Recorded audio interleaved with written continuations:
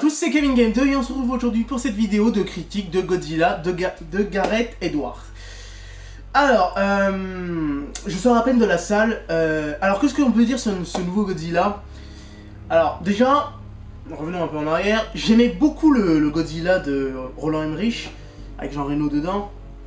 Contrairement aux critiques qui disaient que ce Godzilla était une honte aux anciens faits des Japonais, tout ça. Personnellement, bon, c'est vrai que le Godzilla était beaucoup plus petit que celui-là, déjà, premièrement.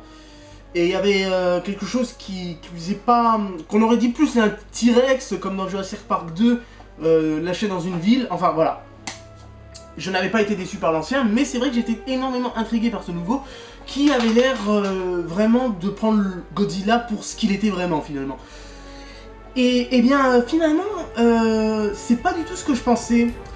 Contrairement aux bandes annonces vues et revues depuis son annonce, c'est vraiment pas ce que je pensais. Le film m'a surpris, c'est rare qu'un film me surprenne comme ça, un film de ce calibre on va dire, et pourtant c'est le cas, il m'a énormément surpris. Alors je vais un peu spoiler, donc vous avez dû voir à mon avis sur le titre que je vais un petit peu spoiler. Godzilla n'est pas du tout le grand méchant du film comme je pourrais l'imaginer ou comme les bandes annonces le montraient. Pas du tout. En fait, Godzilla affronte une autre espèce, les Mutos. En fait, c'est un combat apparemment qui se déroule depuis bien longtemps entre les Mutos et les Kaiju, puisque tout le monde sait que Godzilla fait partie de la race des Kaiju, et oui, ceux de Pacific Rim. Et donc, en fait, ça se passe entre eux. Et Godzilla est un petit peu l'exterminateur de ces Mutos, puisque les Mutos sont en quelque sorte des parasites. Ils se reproduisent très vite et détruisent très vite.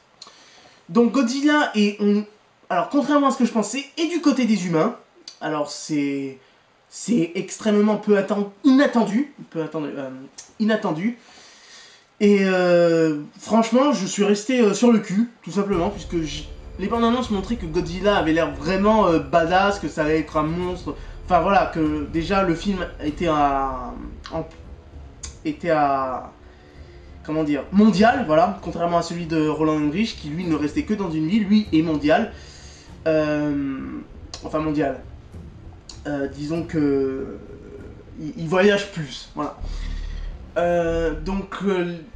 Franchement, c'est intéressant. Franchement, je suis vraiment pas déçu du tout.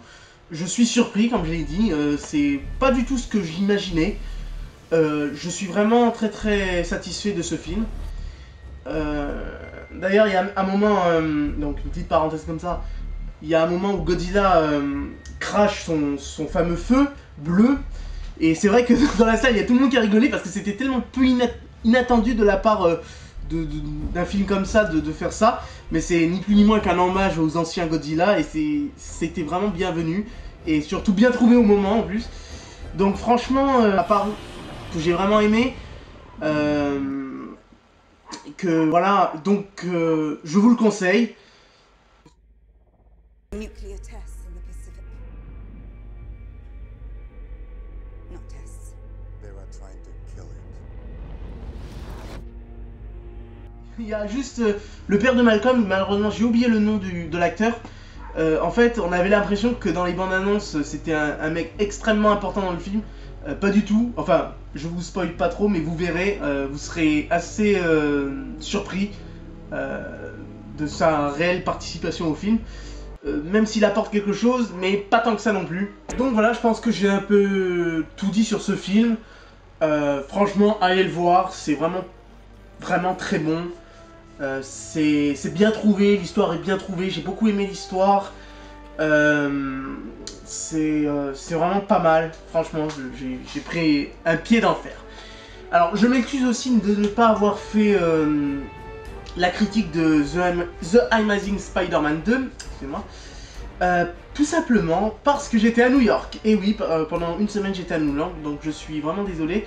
Je n'ai pas pu faire la critique du film, puisque je l'ai vu quand je suis rentré chez moi en fait. Donc les critiques, on en avait déjà eu des tonnes, et puis j'ai trouvé que ça allait être un peu insignifiant si je le fais maintenant. Donc je m'excuse, je voulais vraiment le faire en plus The Amazing, mais malheureusement c'est tombé mal. La sortie de The Amazing, et le film est sorti le jour où je suis parti. Donc voilà. En tout cas voilà, quand j'étais à New York j'ai vu des photos de partout et surtout de Godzilla. Donc voilà, Godzilla, un bon film, un bon Godzilla, un bon film de 2014.